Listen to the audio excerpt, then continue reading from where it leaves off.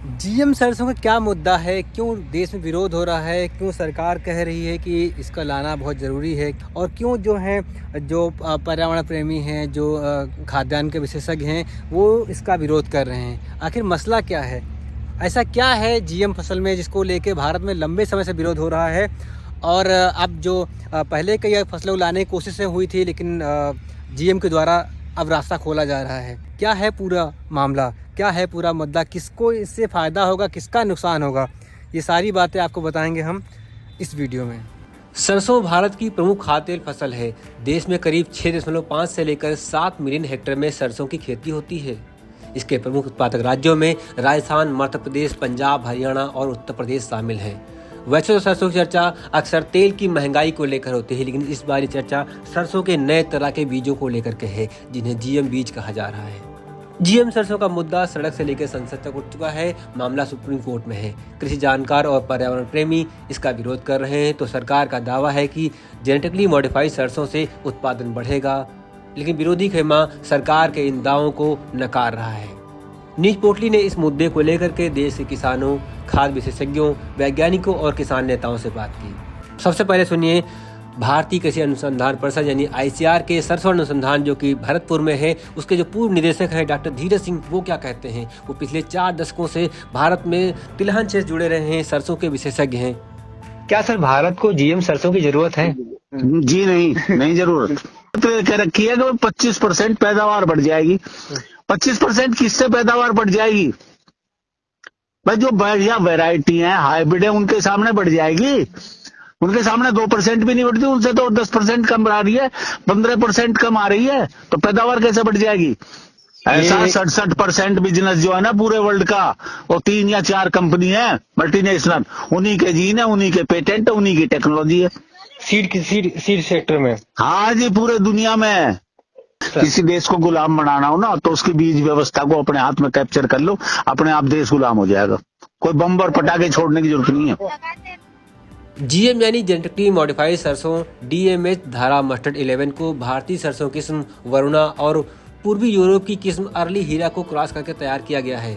इसमें 3 तरह के जीन का इस्तेमाल किया गया है, जिनके नाम बारनेस, बारस्टार और बार जीन है। डीएमएच 11 मिट्टी के जीवाणु से प्राप्त 2 ऐसे जीन बारनेस और बारस्टार का उपयोग करता है, जो सरसों को एक स्व परागण करने वाला पौधा बनाते हैं। तीसरा जीन बार जो हर्बिसाइड से जुड़ा है, यानी जीएम सरसों को हर्बिसाइड टॉलरेंट बनाता है। अब सुनिए देश के प्रख्यात खाद्य एवं निर्यात नीति विशेषज्ञ देवेंद्र शर्मा क्या कहते हैं। एक नैरेटिव जो बनाया जाता है बाय लॉबिंग ग्रुप्स, और वो है कि इससे मस्टर्ड की पैदावार बढ़ेगी। इस किस्म जो लाई जा रही है डीएमएच 11, इससे पैदावार बढ़ेगी, और उसका मतलब ये होगा कि जो हम खाद्यान्न तेल का आयात करते हैं उसमें डिपेंडेंस जो है वो कम होगा। तो ये लोगों को समझ भी आता है। लोग कहते हैं कि आफ्टर ऑल अगर देश 1,15,000 करोड़ रुपया हर साल एडिबल ऑयल के इंपोर्ट्स पे खर्च कर रहा है, तो किसी भी टेक्नोलॉजी से पैदावार बढ़े, तो ये लोगों को समझ आता है, जो मैं उसकी बात कर रहा हूँ। लेकिन लोग कभी ये प्रश्न नहीं करते कि देखें कि ये जो क्लेम्स हैं ये कितने फेक हैं या कितने झूठ के आसपास होते हैं। कि जो पैदावार है इस किस्म की डीएमएच 11 की, वो अभी फिलहाल तो हम Indian council of agriculture research की जो इंस्टीट्यूट है मस्टर्ड का भरतपुर में, उन्हीं को नहीं पता अभी इसकी प्रोडक्टिविटी कितनी है। और मंत्री हमारे जो एनवायरमेंट मिनिस्टर हैं वो पार्लियामेंट में कह रहे हैं कि साहब उसकी 28% यील्ड बढ़ गई है। तो मैंने एक ट्वीट में कहा कि उनको शायद ये मालूम ही नहीं है कि जिस किस्म के साथ उसको कंपेयर किया गया था उस वैरायटी को, वो बड़ी लो यील्डिंग है। तो लो यील्डिंग के साथ करोगे तो आप तो you can promise a moon to the people और टू द नेशन। तो ये इन्होंने जो प्रॉमिस किया है वो 28% जो है वो एक्चुअली जो सबसे हाईएस्ट यील्डिंग वैरायटी ऑलरेडी जो एग्जिस्ट करती है मार्केट में डीएमएच 4 से, वो 14.7% कम पैदावार दे रही है ये किस्म जो है डीएमएच 11। जब हमने पाम ऑयल का एक लॉन्च किया था पिछले साल, आपको याद होगा, जी। तो जिसके तहत बहुत सारा रकबा उसमें पाम ऑयल के अंदर आएगा। अगले 5 साल में हम कह रहे हैं कि 42% जो हमारा एडिबल ऑयल होगा हिंदुस्तान में वो पाम ऑयल से आएगा, और और वहां भी यही आर्गुमेंट है कि हमें इम्पोर्ट कम करने हैं, हम इसलिए पाम ऑयल अपने देश में लगाएंगे। अरे पाम ऑयल इज ए सब स्टैंडर्ड ऑयल। मुझे नहीं समझ आ रहा कि जिस देश में इतने हेल्दी ऑप्शन अवेलेबल हैं, हमारे पास 9 एडिबल ऑयल्स हैं और सभी रिच हैं और लोकेशन स्पेसिफिक हैं और उनके मल्टीपल यूजेस हैं। पाम ऑयल का मुझे बता दीजिए क्या मल्टीपल यूज है? क्या हम उससे बॉडी की मालिश कर सकते हैं? क्या हम उससे घर में पकौड़े तलना चाहेंगे? पर कैपिटा हमें 7 किलो ऑयल चाहिए सारे साल में, लेकिन हम उससे डबल क्वांटिटी यूज कर रहे हैं। क्यों? क्योंकि ये बताया जाता है हमें कि भाई ये चीपर है, इसका यूज करो। लेकिन क्यों नहीं सरकारें और डिपार्टमेंट्स या कंसर्न एजेंसीज हैं वो ये लोगों को बताएं कि आप हेल्दी रहने के लिए आपको एडिबल ऑयल का कम इस्तेमाल करना चाहिए। जीएम सरसों DMH11 को दिल्ली यूनिवर्सिटी के centre for genetic manipulation of crop plants ने तैयार किया है। नीच पोटली ने इस टीम के अहम सदस्य अनुवांशिकविद डॉक्टर दीपक पेंटल से भी बात की। डॉक्टर पेंटल के मुताबिक DMH11 से 99% से ज़्यादा शुद्ध हाइब्रिड बीज किसानों को मिलेंगे और उसका जैव सुरक्षा पर असर नहीं होगा। मेन मुद्दा ये है कि क्या ये बायोसेफ है या नहीं, ये सिस्टम जो है हाइब्रिड सीड बनाने का। और हाइब्रिड कोई एक थोड़े बनता है, हाइब्रिड तो बनते जाएंगे और अच्छे हाइब्रिड बनेंगे। सो इसमें ये बताता है कि ये सिंपल से 2-4 पॉइंट लेकर उस पर शोर मचाते रहते हैं कि इससे ज्यादा वैरायटी है। किसने देखा है, कैसे देखा? DMH11 लिस्ट जारी की है जिसमें इन्होंने बताया है कि हमारे पास क्या क्या है। जैसे कि मैं आपको सब बता दूं, इन्होंने बोला है कि हमारे पास DMH4 जो है वो 3012 kg का दे रही है उत्पादन, जबकि DMH11 2626 ही दे रही है। तो DMH4 भी तो हमने ही बनाया है। DMH4 या DMH1 जो है, अगर वो ज्यादा दे रहे हैं तो वो क्यों नहीं बना पा रहे हम? क्योंकि उसका जो पॉलिनेशन कंट्रोल सिस्टम है, जो मेल स्टेरिलिटी का सिस्टम है और रेस्टोरेशन का सिस्टम है, वो इतना अच्छा नहीं है। तो इस कारण हम हाइब्रिड सीड इतना नहीं बना पा रहे हैं कि वो फार्मर्स तक जाए और एक मस्टर्ड में एक नई क्रांति लाए यील्ड। ओके, मैं तो समझा। जो DMH11 है वो इस पॉलिनेशन कंट्रोल से भी बन सकता है, DMH1 और DMH4। वो ऑलरेडी हमने तैयारी कर रखी है। एक बात होती है कि आपने प्रजातियां कौन सी यूज की, पेरेंट्स कौन से यूज किए हाइब्रिड बनाने के लिए, एक बात तो ये है। दूसरी बात ये है कि आपने सिस्टम कौन सा यूज किया हाइब्रिड सीड बनाने का। ये एक हाइब्रिड सीड बनाने का सिस्टम है, इसका हेटेरोसिस पर कोई मतलब ही नहीं। कितना आएगा वो डिपेंड करेगा कि आपने पेरेंट्स कौन से सिलेक्ट किए हैं। तो जो DMH1 है इसका जो सिस्टम है वो कौन सा है सर? मतलब जो आपने उनसे बेहतर वो साइटोप्लाज्मिक मेल स्टेरिलिटी सिस्टम है, जो हमारा पेटेंटेड सिस्टम है और कोई भी पेरेंट यूज किए जा सकते हैं। इसमें कोई भी 2 पेरेंट उठाकर आप उसमें बार्नेस बारस्टार को डाल सकते हैं और हाइब्रिड बना सकते हैं। तो DMH1 जो है वो मान लीजिए DMH1 DMH11 से अच्छा है, लेकिन हम DMH1 को बना नहीं पा रहे क्योंकि उसमें साइटोप्लाज्मिक मेल स्टेरिलिटी जो है ब्रेक डाउन होती है।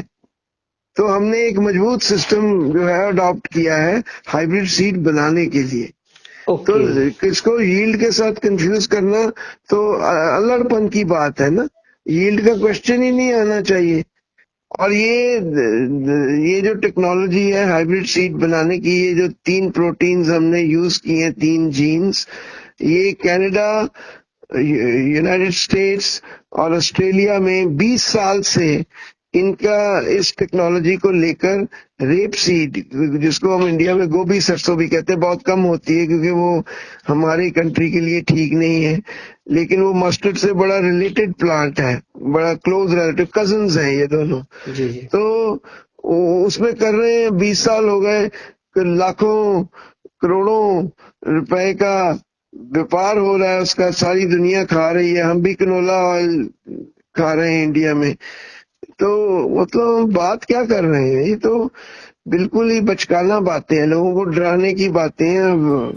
हालांकि डॉक्टर दीपक पेंटल की इन बातों से पर्यावरण प्रेमी इत्तेफाक नहीं रखते। जीएम का विरोध करने वाले coalition for GM free India ने सरकार से तीखा विरोध जताते हुए सर्वोच्च न्यायालय से इस प्रक्रिया पर रोक लगाने और जिन फील्ड में DMH11 के परीक्षण चल रहे हैं उसे तत्काल खत्म करने की मांग की है। राष्ट्रीय स्वयं संघ से जुड़े भारतीय किसान संघ ने 19 दिसंबर को दिल्ली के रामलीला मैदान में रैली करके जीएम सरसों को मंजूरी न देने की बात की थी। इससे पहले 5 दिसंबर को देश के 100 से ज्यादा डॉक्टरों ने पीएम नरेंद्र मोदी को खत लिखकर जीएम फसलों पर रोक लगाने की मांग की थी। दक्षिण भारत के कई राज्यों में सरसों सत्याग्रह चला जा रहा है। हैदराबाद स्थित सस्टेनेबल फार्मिंग को बढ़ावा देने वाले किसान संगठन रायतू स्वराज वेदिका के सह संस्थापक किरण कुमार मिश्रा के मुताबिक जीएम सरसों को रोकना बहुत जरूरी है।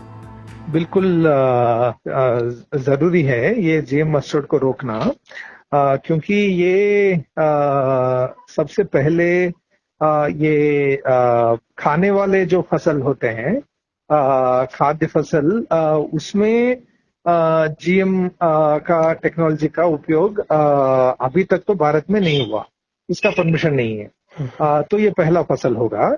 और एक बार खाद्य फसलों में जीएम आ गया तो कई सारे खाद्य फसलों में जीएम लाने का बहुत सारे जो बहुराष्ट्रीय कंपनीज हैं वो इंतजार में है ये होने के लिए। तो ये सिर्फ मस्टर्ड की बात नहीं रहेगी, ये मक्का में भी आ जाएगा, ये चावल में भी, धान में भी आ जाएगा, ये गेहूं में भी आ जाएगा। सभी फसलों में ये लाने के लिए उत्सुक हैं ये कंपनियां जो हैं। तो इसलिए ये जीएम मस्टर्ड सिर्फ मस्टर्ड के निगाह से नहीं देखना चाहिए, खाद्य फसलों में जीएम के निगाह से देखना है।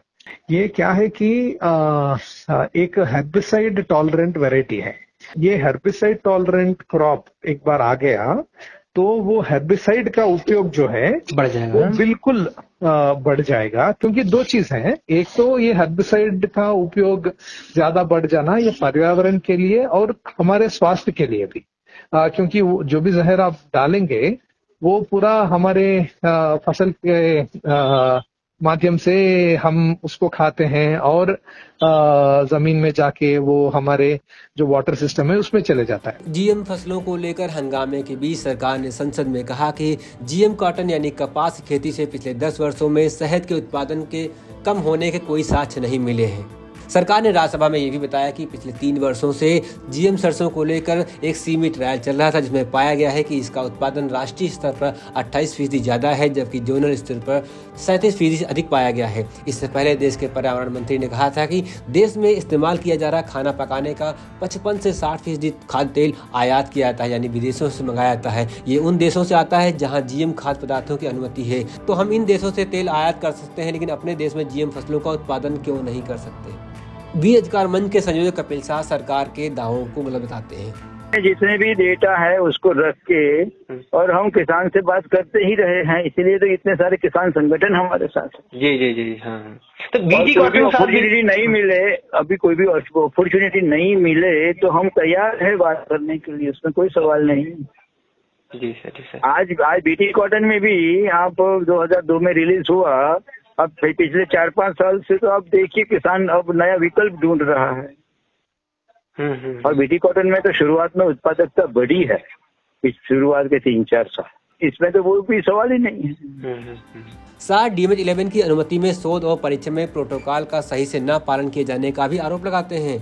वो जीएम सरसों की कम उपज के साथ 2 खामियां और गिनाते हैं। उसमें 2 और भी मर्यादाएं हैं इस वैरायटी में। दाने छोटे हैं और वो छोटे दाने और फली फट जाती है।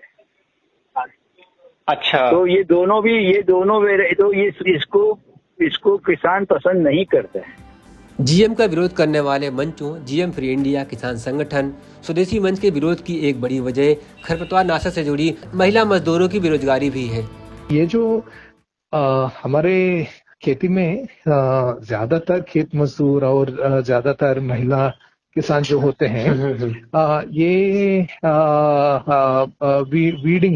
वीडिंग जो होता है उसमें बहुत ज्यादा काम होता है। इनका रोजगार एक चला जाएगा और जो आप कह रहे थे कि वो जो निकलते थे उसको पशुओं को खिलाते थे, वो भी खत्म हो जाएगा। पूरा आपका जो फील्ड का इकोसिस्टम हो जाता तो वो जहरीला बन जाता है। तो ये सबसे खतरनाक टेक्नोलॉजी है सरकार के तर्क हैं कि दुनिया में पाम ऑयल और सरसों समेत खाद्य तेलों की कीमतें लगातार बढ़ रही हैं। देश की अर्थव्यवस्था और आत्मनिर्भरता के लिए जीएम सरसों की मंजूरी जरूरी है। हालांकि जो कृषि के जानकार हैं वो खाद्य तेलों के आयात के लिए सरकार की नीतियों को ही जिम्मेदार ठहराते हैं। तो आपने जीएम सरसों को लेकर दोनों पक्षों को सुना। उम्मीद करता हूं कि जीएम सरसों को लेकर के आपका जो जानकारी है वो थोड़ी बड़ी होगी और जो इसमें एक स्याह पक्ष है वो उस पर रोशनी पड़ी होगी। हम कोशिश करेंगे खेती किसानी जुड़े ऐसे मुद्दों को आपको विस्तार समझाया जाए। उम्मीद करते हैं कि हमारी पहल आपको अच्छी लगी। अगर अच्छी लगी है तो इसे किसानों के बीच शेयर करिए और हाँ, जो घंटी वाला बटन है उसे दबाना मत भूलिएगा ताकि दोबारा जब ऐसे कोई वीडियो अपलोड किए जाएं तो उसकी जानकारी आप तक पहुंच जाए। धन्यवाद।